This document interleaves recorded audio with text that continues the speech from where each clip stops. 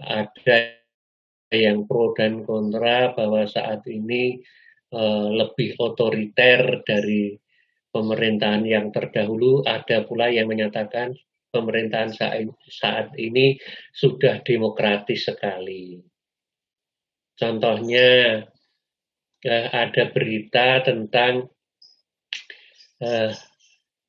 komisioner Komnas Anak yang diberhentikan oleh Presiden. Pernah dengar itu atau belum? Saya kira harusnya sudah pernah dengar bahwa komisioner anak itu diberhentikan oleh Presiden karena memang itu memang hak dari Presiden untuk mengangkat dan memberhentikan hak-hak pengurus atau pengelola dari komisioner hak anak itu ada di tangan Presiden. Nah, yang dipermasalahkan apa? Yang dipermasalahkan adalah Komisioner Perlindungan Anak itu memberikan statement bahwa orang yang berada di kolam renang, gitu, orang yang berada di kolam renang itu kalau lawan jenis bisa mengakibatkan hamil di kolam renang itu loh maksudnya. Nah, itu kemudian komisioner itu diusulkan kepada Presiden melalui komisi etiknya untuk diberhentikan. Nah, Presiden kemudian memberhentikan komisioner itu untuk melepaskan kedudukannya sebagai anggota Komisioner Perlindungan Anak. Nah, kemudian si orang yang diturunkan atau yang dilepas melalui keputusan Presiden itu kemudian mengajukan keberatan bahwa dia melakukan mengajukan keberatan untuk dipecat atau diberhentikan dari Komisi Perlindungan Anak itu. Nah, Komisi Perlindungan Anak yang mengusulkan atau Komisi Etik di Perlindungan Anak itu yang mengusulkan kepada Presiden untuk memberhentikan anggotanya telah dilakukan. Tetapi kemudian anggota yang diberhentikan itu mengajukan banding lah gampangannya terhadap keputusan Presiden itu. Nah, ternyata di keputusan bandingnya itu anggota Komisioner Perlindungan Anak yang diberhentikan itu dimenangkan melalui keputusan bandingnya. Nah, sehingga anggota Komisioner Perlindungan Anak itu harus dikembalikan lagi kedudukannya sebagai Komisioner Perlindungan Anak. Nah, yang dimaksudkan di sini bukan bagaimana proses pemberian, tetapi bahwa Presiden ternyata juga bisa dikalahkan oleh tuntutan dari keputusan yang diambil. Itu menunjukkan bahwa Presiden atau dalam pengertian yang lebih luas, pemerintahan saat ini itu juga melaksanakan demokrasi ini dengan baik. Kalau pemerintah tidak melaksanakan demokrasi dengan baik, tentunya SK atau keputusan yang dibuat oleh Presiden tadi bisa nggak usah dilaksanakan kalau itu diktator gitu. Jadi ini menunjukkan bahwa yang pro dan yang kontra terhadap pelaksanaan pemerintahan sekarang tentang demokrasi yang dari, oleh, dan untuk rakyat ini katanya belum dilaksanakan, tapi nyatanya rakyat pun bisa memenangkan problematika kehidupan berbangsa dan bernegara ini, walaupun itu setingkat keputusan Presiden masih bisa anulir atau bisa dibatalkan karena keputusan hukum. Itu kira-kira seperti itu penjelasannya bahwa demokrasi di Indonesia ini menurut saya sih sudah berjalan gitu.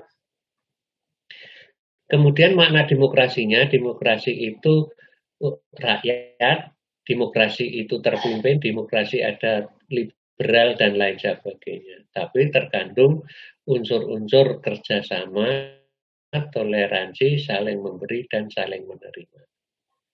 Ini harus ada ini. Kalau tanpa ini demokrasi nggak akan bisa berjalan. Tidak ada kerjasama nggak akan berjalan. Tidak ada toleransi tidak akan berjalan. Tidak ada saling memberi tidak akan berjalan. Toleransi, ya ini juga seperti yang kita rasakan saat ini, ada yang mengatakan bahwa tingkat toleransi di negeri kita ini saat ini sangat mengkhawatirkan. Toleransi itu yang seperti apa? Toleran. Kalau ada perbedaan pendapat di antara kita, ya kita jangan marah dulu, wong berpendapat kok langsung kita marah-marah. Kalau kita tidak diterima ide-ide kita, ya jangan marah dulu. Atau yang lebih ekstrim, kalau ada orang yang beragama lain di lingkungan kita, misalnya di lingkungan kelas di Diplomatika ini ada yang non-Muslim, ya kita tidak perlu apa menjadi hal yang pembeda antara di tiga Muslim dan di tiga non-Muslim itu berarti tidak ada toleransi di dalam kehidupan berbangsa dan bernegara, khususnya di dalam kehidupan di prodi di tiga kebidanan tidak ada toleransinya, misalnya seperti itu. Nah, ini tidak benar. Harusnya tetap kita menghargai teman-teman kita yang non-Muslim untuk ikut serta di dalam kegiatan pembelajaran di D3 kebidanan. Karena pembelajaran D3 kebidanan itu tidak membatasi harus beragama apa. Karena di sini bukan pendidikan yang membahas tentang keimanan itu. Dan juga toleransi itu bukan seperti yang ditunjukkan di sekolah sekolah negeri yang ada di mana? Di Sumatera Barat. Yang para SMK, para siswa putri non-Muslim dianjurkan apa dipaksakan ya, kalau nggak salah dianjurkan atau dipersilahkan untuk bisa mengikuti yang teman-temannya itu yang beragama Muslim. Nah berarti kan selama ini ada semacam pemaksaan kehendak dengan dalih kebersamaan untuk menggunakan atributnya dari agama tertentu. Lah itu sebenarnya sudah berlangsung lama dan siswa non-Muslim itu juga menurut beritanya sih ada yang enjoy saja untuk menggunakan jilbab. Tetapi tahun ini ada orang tua dari siswanya itu mengunggah ke media sosial sehingga menjadi viral sekali. Nah, kemudian sampai kepada Menteri Hukum dan Menteri Pendidikan, sampai ke Menteri Koordinator Hukum dan HAM, itu ternyata kan tidak dibenarkan kegiatan seperti itu. Nah, harus toleran dalam pengertian, ya dipersilahkan kalau memang bukan non-Muslim atau bukan Muslim, ya jangan dipaksakan untuk menggunakan atributnya orang Muslim. Itu yang disampaikan. Nah, ini kenyataan ini pelaksanaan demokrasi ini ya harus ada toleransi seperti itu, saling memberi, saling menerima, gitu. Kemudian fungsinya untuk apa? Fungsinya rakyat memilih langsung yang dilaksanakan oleh rakyat, perwakilan karena rakyatnya terlalu besar, permasalahan sangat kompleks. Yang langsung saat ini wujud dari demokrasi yang bisa kita lihat dari sisi penyelenggaraan negara adalah pemilihan presiden. Saat ini sudah ada pemilihan langsung oleh presiden. Pemilihan langsung presiden oleh rakyat. Kalau yang Dewan Perwakilan masih belum langsung untuk lakukan untuk pemilihan langsung, tetapi masih dilakukan oleh perwakilan karena terlalu kompleksnya berhubungan dengan masalah yang harus dilakukan apabila itu dilaksanakan secara langsung, sehingga kita masih mempercayakan kepada perwakilan yang kita pilih. Artinya kalau misalnya kita akan menentukan kebijakan tentang sesuatu tidak dilakukan oleh rakyat langsung, tetapi diberikan semuanya mandatnya itu kepada perwakilan yang duduk di DPR. Sehingga misalnya kalau keputusan untuk membuat undang-undang cipta kerja, nah itu rakyat tidak bisa langsung memberi suara, harus ada pemilihan untuk memutuskan undang-undang ciptaker itu dilaksanakan atau dibatalkan, yang dilaksanakan oleh rakyat se-Indonesia. Nah itu tidak mungkin akan dilaksanakan seperti itu, tetapi diwakilkan oleh perwakilan yang ada di Jakarta. Itu kemudian kalau masalah yang dihadapi sekarang ini adalah kemajemukan yang begitu saja ditiadakan, banyak sekali. Jadi kemajemukan yang tidak begitu saja ditiadakan nggak mungkin. Jadi kita itu terdiri dari berbagai macam suku, di berbagai macam bahasa, berbagai macam ras, dan lain sebagainya.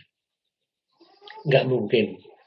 Ras, seperti akhir-akhir ini berita, ada mantan komisioner HAM yang fotonya disandingkan dengan makhluk binatang. Nah, itu kan rasis namanya. Nah, ini juga kemajemukan seperti inilah yang harus kita kita perhatikan untuk tidak semena-mena dilakukan. Tidak bolehlah kita semena-mena membanding-bandingkan dari sisi ras. Itu tidak boleh. Ras itu kita nggak bisa minta. Ras yang ada di saya selaku yang katanya orang Jawa, apa saya minta untuk dilahirkan sebagai orang Jawa? Nggak mungkin itu, nggak bisa kita meminta. Nah itu yang harus diperhatikan oleh kita semua. Kita harus menyadari itu. Kita tidak boleh menjelek-jelekan ras lain. Kalau kita menganggap ras yang terhebat, jangan sampai seperti itu. Jangan membuat sifat khaufisme, sifat yang membuat diri kita diunggul-unggulkan oleh kita sendiri, menganggap diri kita paling bagus, menganggap diri kita paling top. Jangan sampai seperti itu, karena seperti ras, suku, dan lain sebagainya itu kita nggak bisa minta. Apa kita bisa minta dilahirkan di Papua, apa kita bisa minta untuk dilahirkan sebagai suku Jawa, itu nggak bisa. Kita memang sudah dikodratkan oleh Allah seperti itu. Nah, sehingga kita tidak boleh merendahkan apa-apa yang menjadi kodratnya Allah kepada manusia ini. Kemudian sulit memecahkan masalah yang multikultur, multi etnis, ya, seperti yang secara demokratis, seperti yang barusan saya ceritakan itu. Sulit sekali. Kalau tanpa kesadaran kita akan mengalami bentrok, terus mengalami sesuatu yang nggak mungkin ketemu.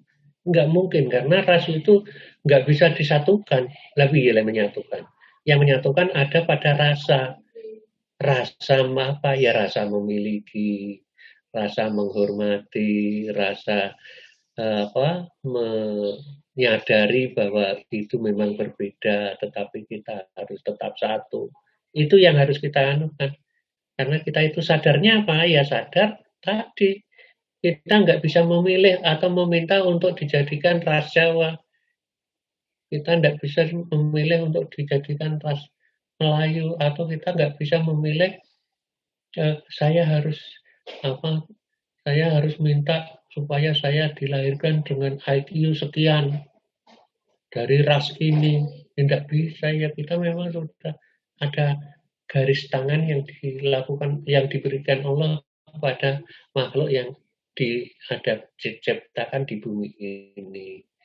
Semakin besar tantangan mengembalikan Pancasila sebagai dasar. Nah ini, ternyata semakin besar tantangan untuk mengembalikan Pancasila ini sebagai dasar dan arah pembangunan Indonesia.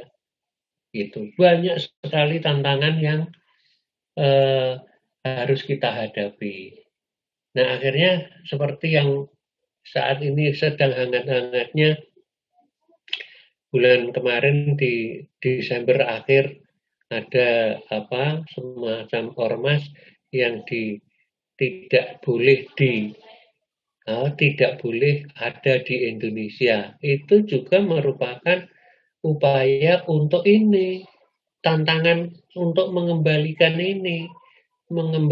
Pancasila sebagai dasar negara atau dasar berbangsa dan bernegara di Indonesia ini. Loh kok bisa itu? Ya karena keberadaan bangsa Indonesia itu didirikan atas kesepakatan. Kesepakatannya siapa? Kesepakatan pendahulu-pendahulu kita, baik dilihat dari sisi agama, utamanya dilihat dari sisi agama, Islam, non-Islam, itu sepakat untuk mendirikan yang namanya Negara Republik Indonesia. Bukan sepakat sebagai negara Islam. Itu. Nah makanya terus kesepakatan itu ternyata terus mengalami hambatan-hambatan untuk menjadikan Pancasila itu sebagai dasar negara. Banyak hambatan yang harus dilaksanakan atau harus dilalui. Itu. Kemudian ada 11 butir yang sebagai paket tidak dapat dipecahkan, yaitu harus dilaksanakan ini. Hak rakyat untuk tahu, hak rakyat, hak pers atau hak itu apa, pelaku penyampai berita itu untuk bebas, tidak boleh dipengaruhi oleh kekuasaan. Kemudian adanya oposisi di negara kita, ada oposisi terhadap penyelenggaraan pemerintahan. Kemudian pembukaan undang-undang yang terbuka mengendalikan independensi, pengadilan independensi maksudnya, pengadilan yang tidak berpihak. Kemudian ada pembatasan kekuasaan presiden, ada perlindungan hak minoritas, artinya suku yang kecil jangan terus diintimidasi atau disingkirkan. Agama yang sedikit terus ditindas, tidak boleh seperti itu. Pemerintah berdasarkan konstitusi, pemilu yang demokratis, pembagian kekuasaan, kontrol sipil dan militer. Ini semua 11 butir sebagai paket tidak dapat atau sulit sekali untuk pelaksanaannya. Nah, mahasiswa untuk bisa mengurai ini seperti apa pendapatnya? Harus bisa dipecahkan, masa nggak bisa. Hak pers yang bebas seperti apa? Adanya oposisi yang seperti apa, supaya tidak menjadi oposisi yang asal bunyi, asal kritik tanpa ada bagian-bagian yang bisa digunakan untuk memecahkan. Kemudian undang-undang, pembuatan undang-undang itu jangan menguntungkan yang penguasa saja gitu. Nah, ini semuanya harus dilaksanakan. Kemudian ada transisi demokrasi, ini sejarahnya mulai dari sejarah demokrasi yang dulu sampai saat ini demokrasi yang berkembang di Indonesia. Ada istilah demokrasi itu dibagi menjadi ada gelombang-gelombang. Ini menurut tahunnya ada demokrasi dengan meluasnya hak pilih rakyat. Dulunya seperti itu. Ada gelombang yang kedua, demokrasi yang yang ditandai dengan Perang Dunia Kedua. Itu waktu tahun 30-an sampai 45 itu menjadi Perang Dunia Kedua. Terus gelombang ketiga, demokrasi yang berhubungan dengan dimulainya industrial. Industri. Yang ini industri-industri itu yang sekarang sedang dilaksanakan. Nah, itu gelombang-gelombangnya pelaksanaan demokrasi. Nah, kategori negara yang menuju demokrasi banyak banget istilahnya. Seperti di Indonesia itu negara yang sedang menuju ke demokrasi, apa negara yang sudah demokrasi. Nah, itu yang masih menjadi perbincangan, apakah negara kita itu sudah demokrasi, apa negara yang baru menuju ke demokrasi. Kondisi sosial, struktur, dan pertumbuhan ekonomi memusatkan dinamika kepemimpinan politik, bukan sebaliknya. Artinya, pemimpin itu harus dilaksanakan melalui model demokratis. Itu menekankan pada orientasi kultur dan nilai dasar. Dan kemudian penggabungan atau pendekatan sosial ekonomi kepemimpinan politik, kultur, dan nilai dasar. Ini harus dirinci dilihat dari kondisi seperti ini, baru kemudian sudahkah negeri kita menjadi negara demokrasi. Nah, kalau kondisi sosial, struktur masyarakat, dan pertumbuhan ekonomi dari sisi ini aja berarti kondisi sosial di negeri kita masih banyak yang menginginkan kehendak tanpa memperhatikan lingkungan. Terus pertumbuhan ekonomi sekarang sedang berkembang. Nah, ini menunjukkan bahwa di negeri kita ini sedang menuju ke arah demokrasi. Baru menuju, belum demokrasi sebenarnya. Karena memang di dalam kehidupan bermasyarakat kita aja masih ada kelompok-kelompok yang sering memaksakan kehendaknya. Itu bukan demokrasi. Itu. Kemudian berdasarkan demokrasi, transisi tidak selalu jalan linear menuju demokrasi, termasuk Indonesia. Nah, ini tadi yang sudah saya katakan, kita masih baru menuju ke arah demokrasi. Nah, model terjadinya ada demokratisasi, mendemokrasikan semua kehidupan di suatu negara itu. Transisi berarti baru tumbuh dari pemerintahan otoriter menuju ke pemerintahan demokrasi. Proses demokrasi ini dari rezim yang dulu komunis menuju ke yang demokrasi. Seperti demokratisasi berarti dimulai dari muda dengan harapan keikutsertaannya dapat memberikan peran antara lain di pemerintahan yang dulu-dulu itu. Kemudian faktor yang mempengaruhi proses transisi, kekuatan sivil, sosial, kekuatan sosial digunakan dalam transisi agar dapat bertahan dan merusak tertib hukum dan alternatif bagi landasan hukum dalam memilih pemimpin yang baru. Ini kekuatan sipil apa bisa langsung menjadi demokrasi atau tidak bisa menjadi demokrasi kadang dilakukan berdasarkan kekuatan sipil ini. Misalnya, kalau kemarin itu ormas yang menginginkan Indonesia itu menjadi negara berdasarkan khilafah, nah berarti itu ada kekuatan sipil yang bisa mempengaruhi model demokrasi di negeri kita lah. Tapi ternyata kekuatan sosial itu dilarang oleh pemerintahan yang berlangsung saat ini untuk tidak meneruskan aktivitasnya menjadi bagian dari model demokrasi yang ada di Indonesia.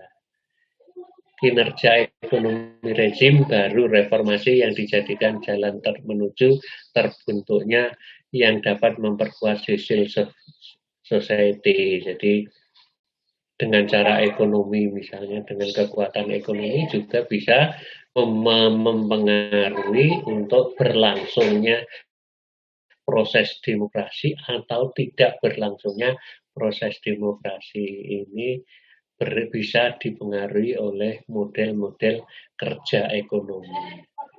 Kemudian bisa juga oleh faktor terbentuknya kultur sosial, penegakan hukum, serta penilaian hukum yang kompetitif, jujur, dan adil. Artinya, demokrasi itu bisa terbentuk kalau misalnya dari sisi hukum bisa dilaksanakan dengan jujur, dilaksanakan dengan adil, dilaksanakan berdasarkan tidak ada pilihan-pilihan tajam ke bawah, tumpul atau tumpul ke bawah, tajam ke atas atau sebaliknya.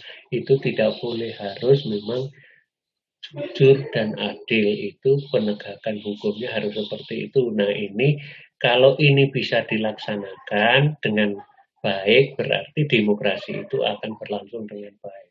Tetapi manakala hukum ini tidak dilaksanakan dengan baik atau dengan jujur, dengan adil, itu bisa mempengaruhi suatu negara itu demokrasinya bisa berjalan baik atau tidak. Itu ini contoh-contohnya. Kemudian di Indonesia sejak 98 ini yang sering mungkin sampai baru lahir sudah ada yang waktu itu mahasiswa menduduki gedung DPR sehingga terjadi semacam demokrasi besar-besaran.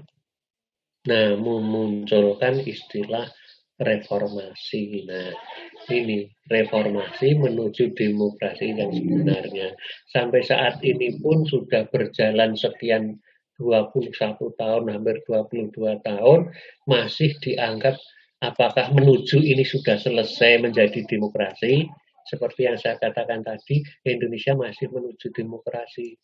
Nah, menujunya ini yang ternyata 22 tahun aja belum selesai untuk menjadi demokrasi yang demokratisnya. Nah, itu perjalanan demokrasi ternyata sangat sulit, sangat banyak sekali hambatan-hambatannya. Nah, kemudian peristiwa politiknya, krisis politik, yaitu melibatkan jatuhnya Pak Harto, itu yang tadi 98 tadi. Gejolak politis terus mengalir dan potensi kerusuhan, perang saudara, proses pergantian kepemimpinan relatif aman dan damai. Misalnya pemilu 99, pemilu yang diselenggarakan oleh masyarakat dibayangi oleh kekerasan. Nah, ternyata sampai saat ini pemilu-pemilu selanjutnya mudah-mudahan tidak terjadi gejolak yang dapat mengakibatkan negara menjadi chaos. Jangan sampai seperti itulah. Nah, kita sebagai mahasiswa tentunya harus ikut mendukung pembentukan demokrasi yang sebenar-benarnya. Nah, dengan cara ini, bagaimana agar masalah-masalah ini bisa terlaksana dengan baik. Nah, oleh karena itu, sekaligus untuk mengisi tugas dari yang ada, coba pendapatmu dengan sekian banyak problematika ini yang seharusnya seperti apa? Hak rakyat untuk tahu. Nah, ini selaku pemerintah, selaku mahasiswa, hak rakyat untuk tahu ini sampai saat ini seperti apa dan seharusnya seperti apa. Pers yang bebas, apakah pers saat ini misalnya eh, koran, misalnya media elektronik, apakah sudah memiliki kebebasan untuk mendapatkan haknya bebas? Kemudian model oposisi di pemerintah kita. Apakah pemerintah kita itu mengenal tentang oposisi? Tapi kenyataannya dalam pemerintahan kita kok ada semacam yang selalu menjadi pengkritis atau yang suka mengkritisi. Tapi kadang istilah mengkritisi tidak seperti itu. Mengkritisi apa mencela apa menghina. Ini yang harus dibedakan. Misalnya seperti itu. Ketika membuat undang-undang itu kalau kamu mau memperhatikan YouTube-nya Profesor Mahfud MD, ternyata ada undang-undang itu pesanan. Nah, undang-undang dipesan. Nah, siapa yang memesan? Apa maksudnya memesan? Nah, seperti itu. Dan seharusnya, bagaimana seharusnya undang-undang itu? Seperti itu. Kemudian pengadilan independen. Pengadilan independen itu berarti pengadilan yang tidak bisa dipengaruhi oleh siapapun. Nah, bagaimana pelaksanaan di Indonesia ini?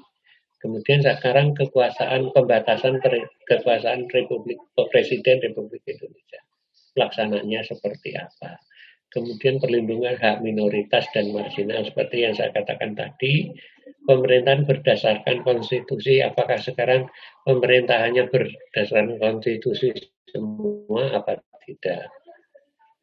Kemudian pemilu yang demokratis, menurut sampean sudah demokratis apa belum? Kemudian pembagian kekuasaan, apa benar-benar tidak ada saling campur tangan antara yang disebutkan oleh trias politika itu, kekuasaan, pembuat undang-undang, pengadilan, dan pemerintahan itu benar-benar sudah terpisah atau masih ada campur tangannya, saling campur tangan di antara pembagian kekuasaan itu. Kemudian kontrol sipil dan militer, apakah militer sangat berpengaruh atau sangat mendominasi terhadap pelaksanaan kekuasaan di Indonesia. Lah, 11 ini yang harus kita pahami dan kita jangan sampai ikut-ikutan untuk hal-hal yang negatif dari semua ini. Kita harus berusaha menjadi bagian yang positif dari berbagai problem di antara 11 ini. Nah, oleh karena itu, saudara dimohonkan untuk bisa mencari atau ya menulis, ini tidak di PowerPoint tapi ini ditulislah dalam gagasan-gagasan saudara tentang 11 butir sebagai paket tidak dapat yang sulit dipecahkan menurut sampean harusnya seperti apa. Itu mohon nanti kelompok dibagi 11 masalah ini, kemudian menulis barang 1 lembar atau 2 lembar halaman untuk memberikan opini, pendapat dari para mahasiswa terhadap berbagai problem ini. Kemudian juga ada tugas untuk membaca budaya demokrasi. Ini tambahan dari materi untuk bisa membaca budaya-budaya demokrasi yang bisa dibaca untuk meningkatkan wawasan dari demokrasi itu sendiri. Nah, saya kira itu yang dapat saya sampaikan. Mungkin ada yang ingin ditanyakan, silahkan ditanyakan sehubungan dengan materi yang sudah saya berikan ini. Mohon nanti bisa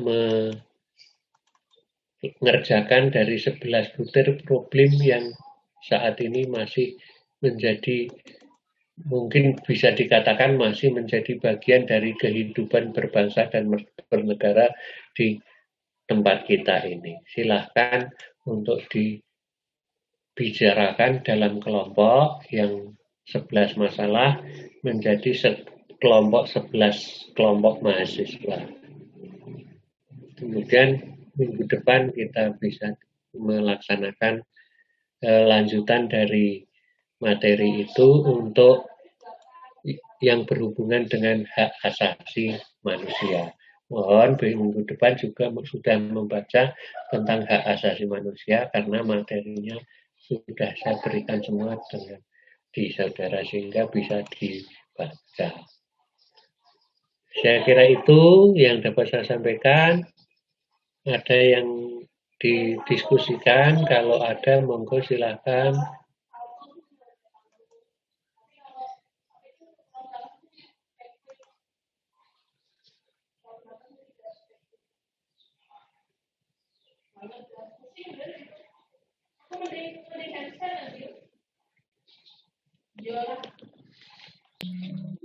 Mohon maaf Bapak, izin bertanya.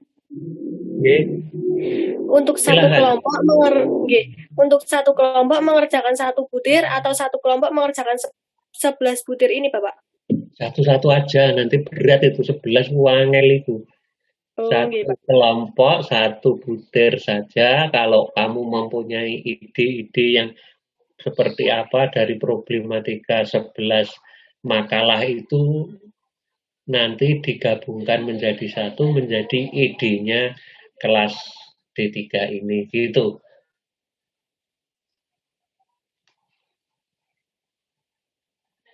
Oke, Bapak. Terima kasih. Oke. Jadi 56 dibagi 11. Mungkin ada yang 4 apa 5. 5 lah, 5, ada yang 5 dan 6 misalnya seperti itu. Begitu? Iya, Pak. Dan untuk batas pengumpulannya kapan nih, Pak? Sebelum minggu depan, kan ada mata kuliah baru nanti minggu depan. HAM itu, yang menjadi tugas dibaca. HAM. Saya kira itu ya. Oke, Pak. Terima kasih, Ya, Pak. oke. Kalau nggak ada pertanyaan lain, saya kira cukup sekian. Terima kasih. Di foto sudah foto belum? Untuk absen. Sampun, Pak. Oh, absen. Nah, untuk di foto halaman pertama, halaman kedua, dan seterusnya. Monggo, silakan. Ya, Pak. Untuk slide 1. 1, 2, 3.